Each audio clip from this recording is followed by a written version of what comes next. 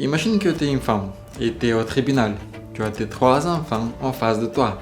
Tu les as portés, tu les as élevés, tu connais par cœur leurs grande beauté, leurs bêtises, et on te fait un test ADN pour une histoire de pension. Et le verdict tombe. Scientifiquement, tu n'es pas leur mère. Silence dans la salle. Le juge fronce les sourcils. L'avocat soupire et toi, tu regardes les papiers en te disant « Mais qu'est-ce que vous racontez ?» On refait un test, et puis un autre, et dans un autre labo, même résultat.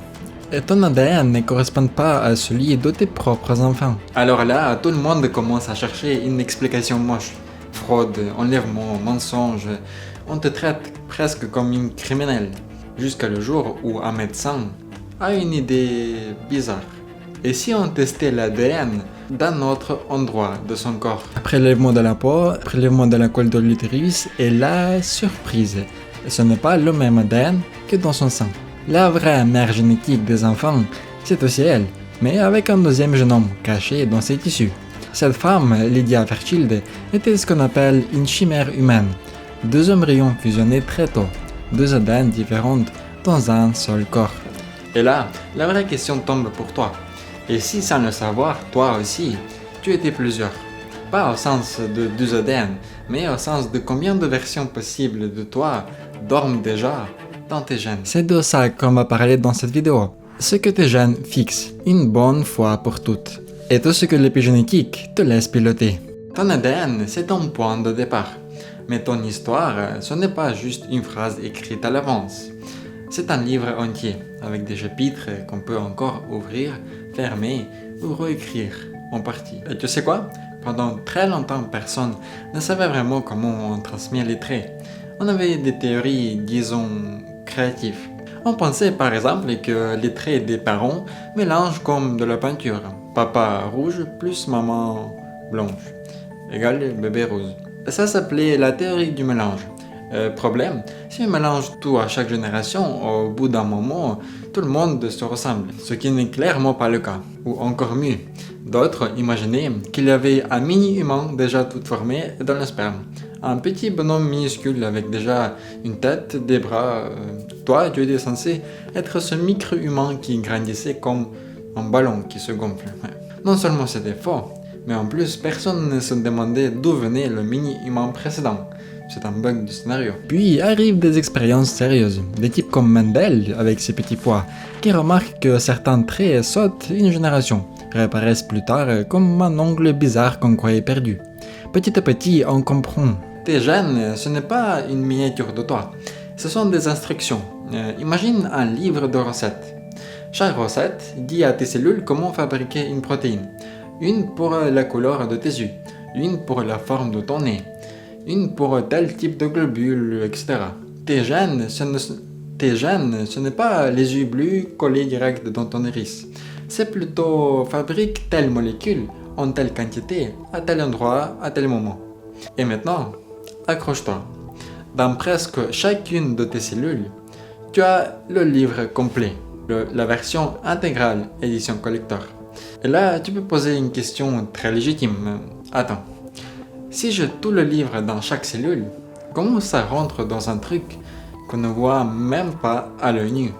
Si on déroulait l'ADN d'une seule de tes cellules, on obtiendrait environ 2 mètres de fil. 2 mètres dans un noyau de celui qui est plus petite qu'un grain de poussière. C'est comme si tu devais ranger la tour Eiffel dans une boîte d'allumettes. La solution du corps, et l'on roule ce fil autour des protéines, qu'on peut imaginer comme des bobines. Et puis il replie encore jusqu'à former des chromosomes. Ces espèces de saucisses sur X qu'on voit sur les images de génétique. Chez l'humain, on a 46 de ces saucisses. En réalité, 23 paires. Une copie qui vient de ta mère et une copie qui vient de ton père. Et là, tu peux lancer le classique. Ok, mais si on a 46, pourquoi le cheval, on a 64? Est-ce que ça veut dire qu'il est plus complexe que nous? Non. Le nombre de chromosomes, c'est juste une façon de plier l'information. Ce n'est pas un score de QI ni un classement de puissance, c'est juste du rangement. Maintenant qu'on sait que tu as 23 paires, on va faire un petit tour dans la fabrique à bébé. Quand ton corps produit un spermatozoïde ou une ovule, il ne va pas juste couper chaque paire en 2 proprement en mode les copies de maman d'un côté et celles de papa de l'autre. Non. Et pour chaque père, il fait une espèce de tirage au sort. Pour ce chromosome, ce serait la version de ta mère, pour celui-là, la version de ton père, et ainsi de suite, pour les 23 pères. Et résultat, un seul de tes gamètes, spermatozoïdes ou ovules, est déjà le fruit d'une loterie géante. Mathématiquement, rien qu'avec ce tirage de base, tu peux produire environ 8 milliards de combinaisons différentes. Maintenant, prends 2 parents, chacun avec ses 8 millions de versions possibles de gamètes. Tu les combines et tu obtiens potentiellement environ 70 000 milliards de combinaisons différentes possibles pour leurs enfants. Et encore, c'est une estimation minimale, même pas besoin de jouer avec des détails plus fins. Chaque enfant est statistiquement inédite. Même avec les mêmes parents, chaque bébé est une nouvelle expérience génétique. Sauf cas très spécial, les vrais jumeaux, qu'on parlera plus tard. Eux, c'est comme si l'embryon avait fait commencer comme un V. Mais pour tous les autres, toi compris, tu es littéralement le gagnant d'une loterie cosmique à 70 milliards de tickets. Ok, maintenant on arrive à un point sensible. Scénario classique. 2 parents aux yeux marrons ont un bébé aux yeux bleus. Et là, du coup, quelqu'un lâche une petite bombe. T'es sûr que c'est bien le père? Sauf que non, la génétique n'a pas besoin du facteur pour faire ça. Et pour beaucoup de traits, il y a des versions fortes et discrètes d'un gène. On appelle ça dominant ou récessif. Simplifions. Version M, les yeux marrons. Version B, les yeux bleus. Si tu as M plus B, c'est le marron qui gagne visuellement. Le bleu est là, mais en mode silencieux, comme un fichier caché dans ton disque dur. Maintenant, imagine 2 parents qui sont tous les deux MB. Ils ont les yeux marrons, mais chacun transporte un petit B qui se cache. À chaque enfant, on tire au hasard 2 lettres. Une chez la mère, une chez le père. Et tu peux obtenir MM, c'est marron, MB, marron, BM, aussi marron, et BB, bleu. Donc oui, 2 parents aux yeux marrons peuvent avoir un bébé aux yeux bleus, sans la moindre histoire de tromperie. Juste parce que les deux avaient un gène bleu caché, qui s'est retrouvé en double chez le bébé. Même principe pour certains groupes sanguins. Et là encore, ce n'est pas un complot biologique. C'est juste que la version cachée a gagné la partie. Donc avant d'accuser qui que ce soit, accuse d'abord la génétique. Elle adore faire des tours bizarres, mais elle le fait selon des règles très précises. Là, on a vu la version classique de l'héritage. Des gènes qui sont des instructions, empaquetées dans des chromosomes, mélangés par une laiterie assez violente. Avec des gènes parfois discrètes qui ressortent des générations plus tard. Sauf que ce tableau, c'est la version soft. C'est exactement ce que fait certaines familles royales, dont les Habsbourg. Tu les as peut-être déjà vus sur des tableaux, menton démesuré, bouche qui forme à moitié, visage un peu étiré vers le bas. À force de mariage entre les cousins, on a obtenu ce qu'on appelle la mâchoire des Habsbourg, une malformation du visage, mais aussi un package de problèmes de santé. Le cas le plus extrême, Charles II d'Espagne. Physiquement, il avait du mal à marcher, à parler clairement, souvent malade, infertile. Il meurt à 38 ans, sans hériter. Génétiquement, son arbre généalogique, c'est presque un cercle. On estime qu'il était plus consanguin que l'enfant né de 2 cousins germains aujourd'hui. Pourquoi c'est un problème au-delà de l'esthétique? Parce que chacun de nous porte des mutations cachées récessives. Et quand on se marie avec la même famille, on augmente des chances que les 2 parents aient la même mutation rare. Et là, chez l'enfant, tu peux te retrouver avec 2 copies cassées du même gène. Résultat, maladie génétique, malformation, déficit cognitif. Donc oui, on peut cuisiner certains traits, mais souvent le prix à payer, c'est la santé. Et tu te dis, ok, mais ça, c'est les rois il y a 400 ans. Aujourd'hui, on est tranquille. Pas complètement. Prends l'Islande, en gros à 370 000 habitants, descendants d'un petit groupe de vikings et de celtes. Tout le monde est un peu cousin de tout le monde. Résultat, les Islandais ont développé un truc très pratique et très drôle. C'est une application qui te dit si la personne avec qui tu sors est aussi ton cousin au 3e degré. Tu poses ton téléphone sur la table, tu fais bump avec celui de l'autre. Et si l'app hurle warning, vous changez peut-être vos projets pour la soirée. Derrière le côté gag, l'idée est sérieuse. Limiter les unions trop consanguines. Donc réduire le risque de maladies génétiques dans un petit pays. Donc forcer les gènes à tourner en vase clos, c'est comme faire des photocopies. À la fin, tout se dégrade. En 1996, des chercheurs prennent le noyau d'une cellule adulte de brebis, le mettent dans un ovule dont on a retiré l'ADN et stimulent tout pour que ça redémarre comme un embryon. Et sur le papier, on dirait presque une recette de cuisine. En vrai, c'était surtout une succession d'échecs, des centaines d'essais pour une brebis viable. Dolly naît, grandit et devient une icône. Tout le monde panique. On va cloner les humains. On va ressusciter les dinosaures. Sauf que la réalité est beaucoup moins sexy. Le taux de réussite est minuscule. Beaucoup d'embryons clonés meurent très tôt ou naissent avec des malformations. Et même quand ça marche, le clone n'est pas un copier-coller parfait. Même ADN de départ, mais pas la même vie. Pas les mêmes marques épigénétiques, pas le même environnement dans l'utérus. Dolly, par exemple, a développé tôt des problèmes de santé et est morte plus jeune que des brebis normales. On n'essaye pas de tout mettre sur le dos du clonage, mais clairement, ce n'est pas une technique propre et fiable. Et les espèces disparues alors? Là, c'est le fantasme Jurassic Park. On retrouve de l'ADN dans un moustique fossilisé, on le met dans un labo, pouf, un T-Rex dans un enclos du fond. Sauf que l'ADN se dégrade avec le temps. Au bout de quelques dizaines de milliers d'années, il est en miettes, incomplet, abîmé. Et pour les dinosaures, c'est mort. On n'a juste plus assez de matériel lisible pour reconstruire un génome entier. Pour le mammouth, c'est un peu mieux. Certains sont morts dans les permafrost. Leurs tissus sont restés partiellement conservés. On a donc récupéré des morceaux d'ADN, mais pas de quoi refaire un mammouth complet façon Dolly. Du coup, qu'est-ce qu'on fait? Au lieu de cloner, certains scientifiques essaient plutôt de bricoler le vivant, prendre l'ADN d'un éléphant et ajouter ou modifier des gènes inspirés du mammouth, par exemple pour la graisse ou l'adaptation au froid, et faire naître un animal hybride, mammoutiche. Ce ne serait pas un vrai mammouth ressuscité, mais une sorte de cousin modifié qui joue un rôle écologique similaire. Et les humains dans tout ça? Techniquement, si on accepte le principe de Dolly, on pourrait essayer un clonage humain reproductif.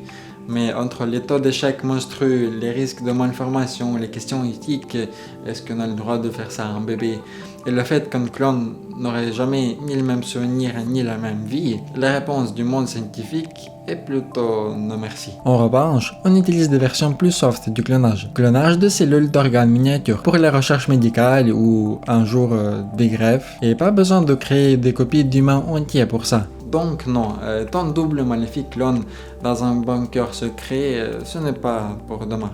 Mais si deux personnes ont exactement les mêmes gènes, jusqu'où vont vraiment les ressemblances? Les jumeaux monozygotes, c'est la version naturelle du clonage. Au départ, il y a un seul ovule fécondé. Puis, à un moment, l'embryon se sépare en deux. Résultat, deux individus avec le même ADN. On pourrait croire que leurs vies vont être des copier-coller. Et parfois, les anecdotes donnent cette impression. Il y a par exemple des histoires célèbres de jumeaux séparés à la naissance qui se retrouvent adultes avec le même prénom de chien, la même marque de voiture, des métiers similaires, voire des prénoms identiques pour leurs conjoints. C'est fascinant, oui. Mais il faut faire gaffe. Ces histoires sont triées parce qu'elles sont spectaculaires. On ne fait pas un reportage sur des jumeaux séparés qui mènent une vie parfaitement banale et différente. Quand on regarde les grosses études sur les milliers de paires de jumeaux, l'image est plus nuancée.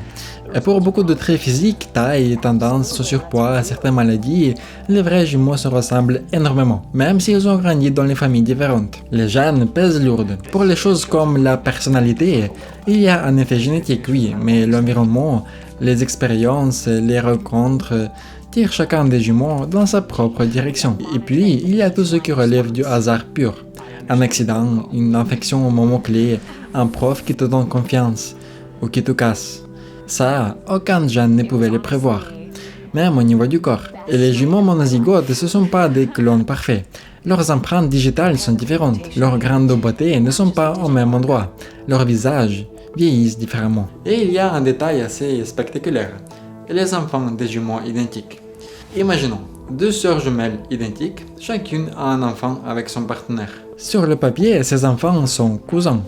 Génétiquement, ils partagent pourtant autant d'ADN que les demi-frères et sœurs, parce que leurs mères ont exactement les mêmes gènes. Si les deux frères jumeaux identiques ont chacun un enfant avec le même partenaire, alors là, légalement, ce sont des cousins. Mais génétiquement, ce sont presque des frères et sœurs. La généalogie officielle, c'est une chose. La génétique, parfois, rencontre une histoire différente. Parce que oui, même s'ils partent avec les mêmes gènes, leurs corps ne lisent pas le code exactement de la même façon au fil du temps. Chez les jumeaux enfants, leur programmation des gènes se ressemble énormément. Chez des jumeaux de 50 ou 60 ans, on voit de plus en plus de différences dans cette programmation, en fonction de qui a fumé, qui a stressé, qui a mieux dormi, qui a mieux mangé. Tu te souviens, jusque-là, on a parlé du code lui-même. Les lettres, les chromosomes, la loterie, les jumeaux, mais maintenant, on change de niveau, parce qu'une question reste en suspens. Si toutes les cellules ont le même livre d'instructions, qui décide quelles pages sont lues et quelles pages restent fermées? C'est là qu'entre en scène l'épigénétique. On va faire simple. Imagine que ton ADN, c'est une énorme bibliothèque. Même bâtiment, même rayon, même livre dans presque toutes les cellules. Une cellule de ta peau, une cellule de ton cerveau, une cellule de ton foie. Toutes ont le même catalogue, mais elles ne lisent pas du tout les mêmes romans. Ta peau lit surtout le rayon barrière kératine protection. Ton foie lit le rayon détox, enzymes chelou, chimie hardcore. Ton cerveau lit le rayon électrique, synapses, émotions, mémoire. Et pourtant, le livre est identique. Ce qui change, c'est ce qui est accessible. L'épigénétique, c'est ça. Ce ne sont pas les mots écrits dans le livre, c'est la façon dont on range, on ouvre, on verrouille les chapitres. Et concrètement, ton ADN, ce n'est pas juste un fil qui traîne. Il est enroulé autour des petites bobines, les histones, et régulièrement marqué par de petites étiquettes chimiques. Et tu peux imaginer, des post-it on, ce gène est facile à lire, servez-vous.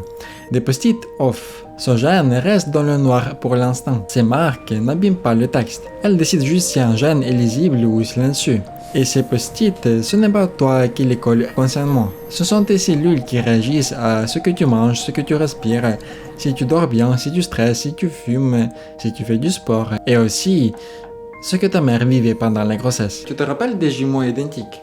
Au départ, ils ont le même texte génétique. Ils se ressemblent beaucoup. Mais plus les années passent, plus leur vie devient différente. Boulot, alimentation, stress, maladie, habitudes, plus leur post-it épigénétique se met à raconter une histoire différente. Même code, pas les mêmes chapitres ouverts. C'est un peu comme si deux lecteurs prenaient la même bibliothèque et que l'un devenait expert en romans policiers pendant que l'autre poussait sa vie en rayon philo. Le stock de livres ne change pas, mais la vie qu'ils ont, oui. Est-ce qu'un traumatisme vécu par un parent peut laisser une trace chez ses enfants, même s'ils n'ont jamais vécu la même chose? Et pour tester ça, des chercheurs ont pris des souris. Ils les ont exposées à une odeur bien précise, par exemple un parfum de fleurs. Et à chaque fois que les souris sentaient cette odeur, bam, petit choc électrique, pas agréable du tout. Résultat, très vite, la souris se met à paniquer rien qu'en sentant l'odeur, même sans le choc. Son cerveau a fait l'association, cette odeur égale danger. Ça, c'est classique, c'est du conditionnement. Mais là où ça devient bizarre, c'est qu'on a laissé des souris traumatisées faire des bébés. Des bébés qu'on n'a jamais pris de choc, qui n'ont jamais vu leurs parents en plein stress. Bref, enfance normale dans un environnement neutre. Et quand on fait sentir la fameuse odeur aux petites, ils réagissent comme s'ils étaient déjà préprogrammés pour les craindre. Ils sursautaient davantage, leur système nerveux s'active plus fort et leurs circuits sensoriels liés à cette odeur semblaient déjà sensibles. Et comment? Les chercheurs ont regardé du côté des gamètes et ils ont retrouvé quelque chose de très intéressant. Des gènes liés à cette odeur et à la réponse au stress semblaient marqués différemment chez les pères exposés au choc. Comme si la peur avait laissé une petite empreinte épigénétique sur les cellules qui fabriquent les futurs bébés. Dit autrement, le texte génétique n'a pas changé, mais certains mots ont été surlignés différemment. Et ces surlignages se sont retrouvés chez la descendance. Évidemment, personne ne va te dire que ton grand-père a eu peur d'un chien, donc toi tu flippes les labradors. Non.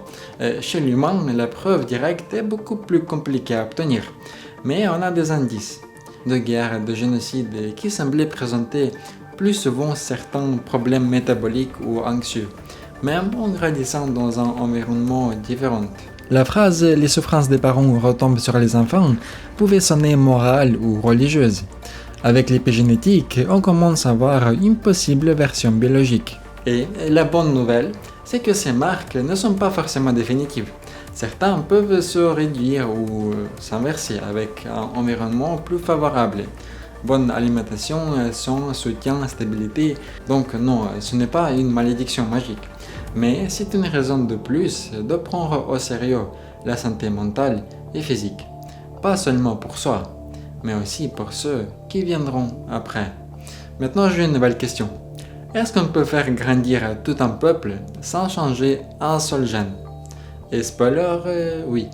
Pendant un siècle, dans beaucoup de pays, les gens ont pris plusieurs centimètres de taille moyenne. Tu peux le voir en visitant une vieille maison. Les portes sont plus basses, les lits plus courts, les vêtements d'époque paraissaient minuscules. Est-ce que les gènes ont changé en 3 générations? Non, ça va beaucoup trop vite. Ce qui a changé, c'est la nutrition. Plus de protéines, plus variées, les vaccins et les antibiotiques. Moins d'infections graves, une meilleure hygiène de vie globale. Pas de carences lourdes, pas de maladies sévères répétées. Regardez les Pays-Bas. Au 19e siècle, les Néerlandais étaient dans la moyenne européenne. Aujourd'hui, un des peuples les plus grands du monde. Pourquoi? Et pourquoi?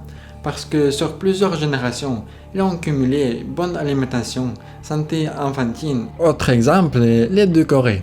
Au départ, même population, même gènes, puis séparation politique, économique, alimentaire. Résultat, quelques décennies plus tard, les Sud-Coréens sont en moyenne bien plus grandes et en meilleure santé que les Nord-Coréens.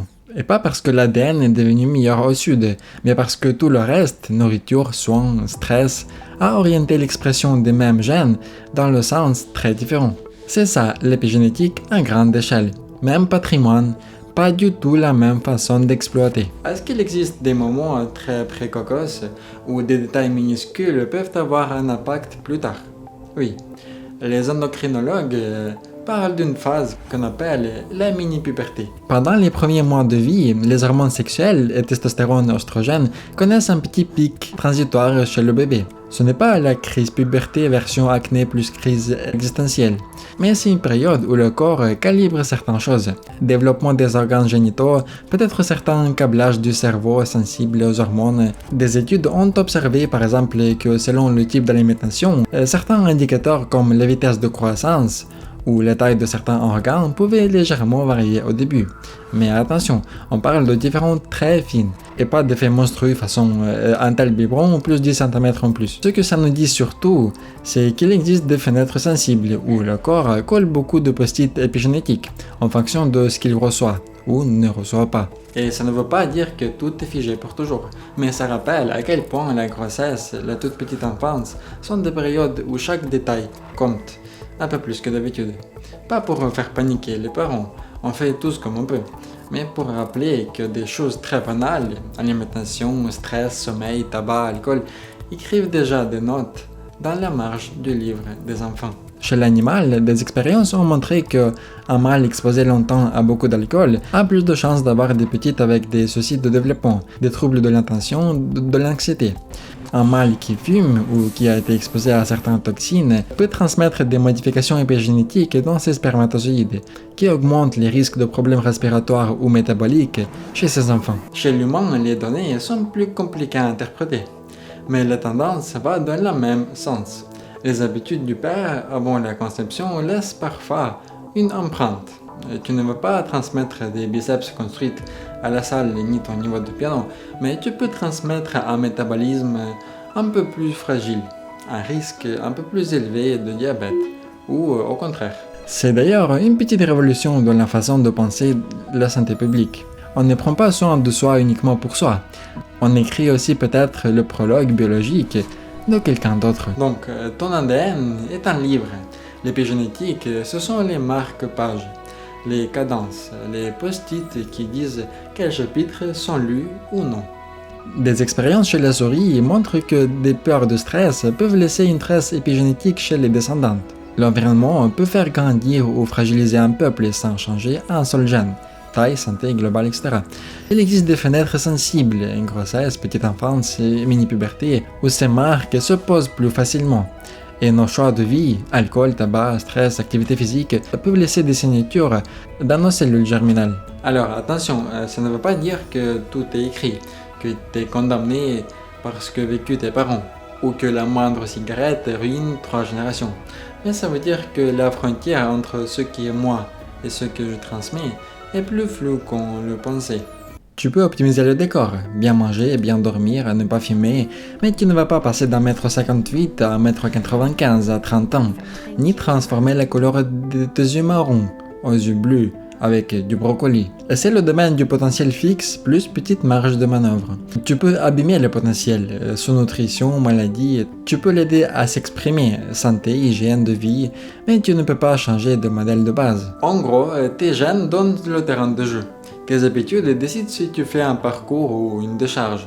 Cœur, vaisseau, cholestérol, certains partent avec un handicap génétique, mais même eux gagnent à bouger, gérer le stress, éviter le tabac, plus excès d'alcool, santé mentale. Et tu peux avoir une sensibilité aux angoisses, à la dépression, mais ce que tu vis, soutien social, thérapie, trauma, consommation de substances, modifie franchement le tableau. Et là, grosse mise au point. Non, tu ne transmets pas à tes enfants ton niveau de piano, ton nombre des abdos, ta passion pour le foot, le crochet ou la K-pop, ton trauma précis avec ce prof de maths en 4e. Et ce que tu peux transmettre, c'est une prédisposition à aimer telle chose, par exemple les curiosités, goût pour le risque, un certain profil cérébral, plus ou moins sociable, anxieux, etc. Et tout ce que tu enseignes par l'éducation, l'exemple, la culture. Mais ton cerveau ne grave pas, c'est par les japonais.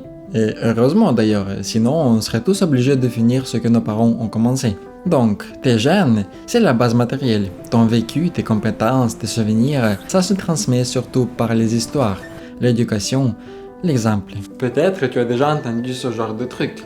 2 jumeaux séparés à la naissance ont épousé 2 femmes au même prénom, ont acheté la même voiture et ont appelé leur chien pareil. Les gènes décident, c'est tout. C'est fascinant, oui, mais il y a un gros piège. On ne parle que des cas spectaculaires. Personne ne fait une émission sur 2 jumeaux identiques séparés, l'un est comptable, l'autre plombier. Ils n'ont rien de spécial en commun à part leur calvitie. Les chercheurs, eux, ne se contentent pas des histoires qui font vendre des bouquins. Ils regardent des centaines, des milliers de paires de jumeaux et calculent des statistiques. Et là, l'image est plus raisonnable. Oui, les gènes jouent un rôle dans plein de traits. Personnalité, intelligence, santé mentale, niveau d'études, non. Ils ne programment pas chaque détail, pas le prénom de ton chien, ni ta marque de dentifrice. Et autre fantasme très à la mode, il existe un gène de la réussite. Certains naissent gagnantes, les autres sont condamnés. Alors, on calme le jeu. Ce que la science voit dans les grandes études, c'est plutôt ça. Quand on regarde des dizaines de milliers de personnes et qu'on scrute leur ADN, on trouve plein de petits bouts des gènes légèrement associés à certaines choses.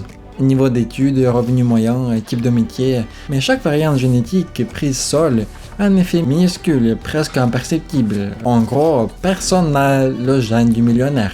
Par contre, tu peux avoir un combo de gènes qui te rend un peu plus curieux, un peu plus à l'aise avec les mémoires et le langage, un peu meilleur en gestion de stress, un peu plus extraverti. Et si en plus tu nais dans un environnement qui valorise l'école, la culture, les réseaux sociaux, tu as plus de chances de finir avec un bon job et un bon salaire. Mais attention, ces liens sont statistiques et indirects. Ils ne prédisent rien pour un individu précis. Tu peux avoir un profil génétique académique et décrocher complètement. Tu peux avoir un terrain génétique moyen et exploser tout le monde en bossant comme un acharné, au bon endroit, au bon moment. Moralité, il y a un mélange flou des petites variantes, un environnement, plus beaucoup de hasard, plus des choix. Et ça, c'est plutôt rassurant. On arrive à la partie mode d'emploi, parce que si on résume tout ce qu'on a vu jusqu'ici, et tu n'es pas un robot génétique. Tu n'es pas non plus un papier blanc. Tu es un livre avec une trame, mais dont pas mal de chapitres restent modulables, voire réécrites en marge. Alors concrètement, tu fais quoi demain matin avec cet enfant? Tu ne peux pas changer tes gènes, mais tu peux donner les meilleures conditions à leur lecture chaque nuit. C'est littéralement le moment où ton corps répare l'ADN abîmé, ajuste les hormones, stress, appétit, croissance, nettoie ton cerveau. Les gens qui dorment mal ou trop peu, année après année, se retrouvent avec plus de soucis métaboliques, inflammatoires, psychiques. Bouger un peu souvent plutôt que beaucoup, jamais. Le sport, ce n'est pas juste pour faire joli à la plage. On sait aujourd'hui qu'activité physique régulière modifie l'expression des centaines de gènes liés. Et bonne nouvelle, pas besoin de devenir marathonien. Au sucre, en graisse, à l'inflammation, au vieillissement des cellules, marcher, monter des escaliers, un peu de renfort 3-4 fois par semaine, c'est déjà un message épigénétique positif envoyé à ton corps. Alcool et tabac, moins. C'est mieux, surtout avant un bébé. L'alcool abîme tes cellules, y compris celles qui survivront à faire un enfant. Le tabac, c'est pareil. Manger varié, avec du vrai dedans. Tu n'as pas besoin d'une diète magique, mais ton épigénétique aime les fibres, légumes, fruits, céréales complètes, des protéines correctes, des bonnes graisses, poissons, noix, des vitamines et minéraux. En gros, plus ton assiette ressemble à quelque chose qu'un humain du siècle dernier reconnaît comme de la nourriture, moins tu balances ton corps dans des montagnes russes métaboliques. Soleil, un peu mais pas grillé. Un peu de soleil égale vitamine D. Humeur bon pour l'os. Trop de soleil sans protection égale ADN de ta peau massacré. Cancer qui se prépare en douce. Crème solaire, chapeau, ombre aux oreilles. Ce n'est pas de la coquetterie, c'est littéralement pour éviter d'écrire un problème de peau grave dans ta biologie future. Gérer le stress, soigner ton mental. Le stress ponctuel, ton corps sait faire. Le stress chronique, travail, argent, famille, isolement, c'est comme un goutte à goutte toxique sur tes gènes. Plus d'inflammation, hormones déréglés, immunité fatiguée, parler, se faire aider, dormir mieux, ajuster son environnement, prendre des moments de vraies pauses. Ce n'est pas du luxe. C'est de la maintenance épigénétique. Si on resserre tout ce qu'on a raconté depuis le début, tes gènes te donnent une structure, des tendances, des fragilités. L'épigénétique, c'est la mise en scène, ce qu'on allume, ce qu'on éteint, ce qu'on amplifie. Tu portes en toi des traces de ceux qui t'ont précédé, leurs gènes, parfois même une partie de leur stress, de leur manque. Mais tu n'es pas que le résultat, tu es aussi un point de départ de la suite. Au fond, la question, ce n'est pas est-ce que je suis prisonnier de mes gènes, mais plutôt qu'est-ce que je fais moi avec les cartes qu'on m'a distribuées. Et quelles cartes je laisse sur la table pour les joueurs d'après. Tu ne pourrais pas tout contrôler, ni tout préparer, ni tout prévoir, mais tu peux dormir un peu mieux, bouger un peu plus, fumer un peu moins, manger un peu mieux. Demander de l'aide quand ça ne va pas, continuer à apprendre. Et tout ça, mis bout à bout, ce n'est pas que du développement personnel abstrait. C'est une façon de parler à tes gènes. Et dernière image, tes gènes, c'est la bibliothèque que ta vie t'a donnée. L'épigénétique, c'est la façon dont tu ranges, ouvres, soulignes tes livres. Tes choix, ce sont les pages que tu décides de lire, ou pas. À partir de là, la suite de l'histoire, ce n'est plus seulement celle de tes ancêtres, c'est la tienne. Et comme toujours, entraîne ton cerveau et à la prochaine.